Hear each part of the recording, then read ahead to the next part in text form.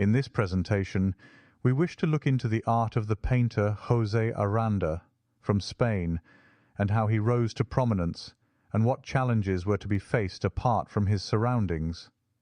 From humble beginnings, Aranda fought to enter into the realm of artistic awareness, as difficult as that would be, but the thought to neglect his passion would be like painting out the background of an entire picture.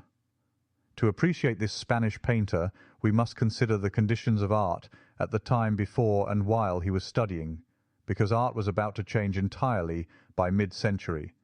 The man's quality and innovative spirit beating within him was of the most skilful painters of his day, albeit not entirely alone, as we shall see, for it was a growing phenomenon he would be a part of. We must, therefore, look back to an even earlier time than 1837, just a year before the birth of Monet, the year in which Aranda was born, and speak of those who came before him. The old guard, if you will, for all we say of them will but add to our admiration for this artist and his determination to rise above difficult circumstances. His younger brothers would follow in his footsteps, as the new art was bursting upon Europe early in the 19th century. Aranda, in fact, started from a point that many of his predecessors had regarded as their ultimate goal, which was to continue the traditions being taught.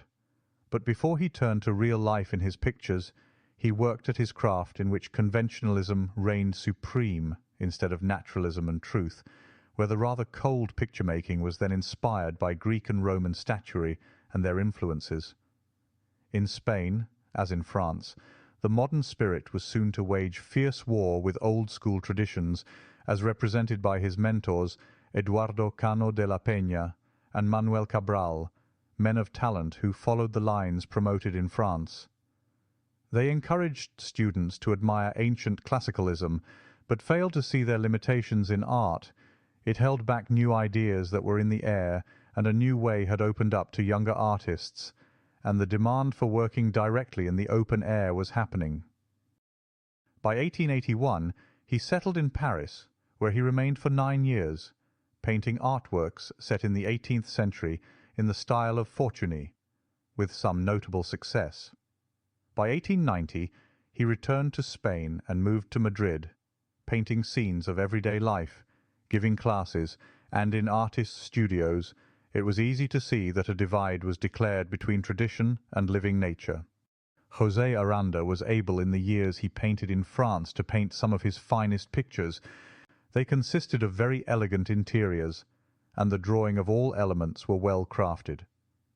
He worked to perfect a style that was admired by his contemporaries, and while he painted of times past with colourfully costumed people, he was mindful of the changes in taste, as newer ways of portraying everyday life became ever more popular. The scenes of the large hats worn by the ladies with ample full dress, and the tailored jackets and top hats of gentlemen suddenly worked as subjects to be painted. Peasants of the fields were the other choice by some as well, for the artist finding an appropriate subject matter became an ongoing obsession. But it was an important consideration, as always. With the modern painters, it became an essential and identifying attribute of their work. Let us have reality, they say, by their close perception and careful study of light and its effects, and it awakened, within the lightness and vigour, the warmth and vitality, which gave excitement to the production of each painting. Aranda quickly moved in that direction, and with his skills at animated figure painting, he excelled. His capacity for arrangement and execution was solidly performed. Aranda was comfortable whether in historical painting, because he was steady and deliberate, or he could be legitimately a faithful recorder of humanity as is. And with that in mind, we wish to take a closer look at his masterpiece titled The Penitents of Assisi, a tour de force of solid picture-making, beautifully designed with a strong narrative and superbly drawn. The figures are softly illuminated in the darkened room, and the characterizations of each figure are quite wonderful. The type of picture any artist would like to get fully immersed into, having all the elements of careful study and the rendering of forms that anyone could wish for. Now we want to take a look at his much younger brother, also a painter, and actually there were two, but our attention is focused on Luis Aranda, who did quite well in his own right.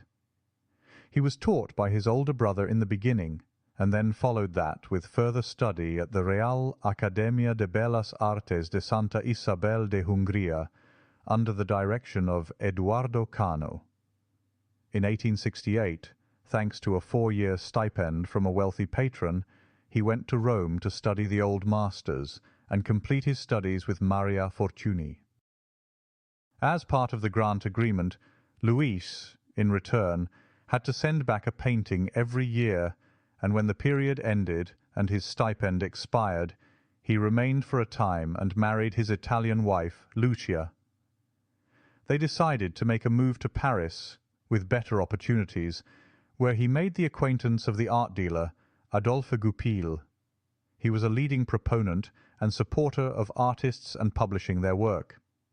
Within 2 years, he decided on a move to Pontoise, in France, and would remain there the rest of his life, becoming a naturalized citizen of France in 1877. It was in the 1880s that he began painting en plein air, with a passion, not unlike his brother José. Both enjoyed the new art movements, and Luis found his muse in the surrounding countryside, often depicting peasant life and the charm of the people in everyday situations. He was very active in exhibits at the Paris salons, where he received recognition at the Exposition Universelle of 1889, and later at a major showing at the World's Columbian Exposition in Chicago. He also acted as a sort of correspondent for the Spanish magazine La Ilustración Española y Americana, providing images and commentary on life in France.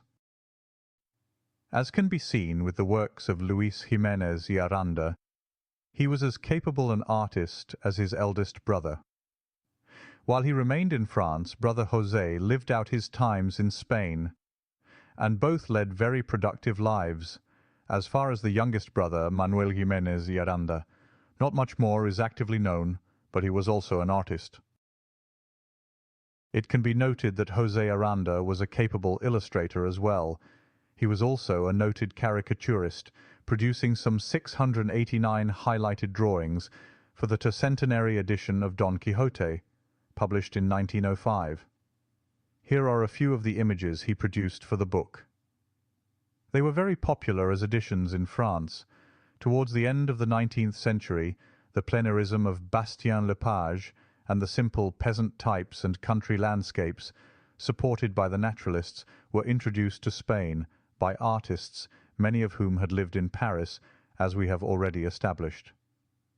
José Aranda, although advanced in years, deserted certain types of genre to join the new movement, and we can see he brought the light and airiness into the work he produced.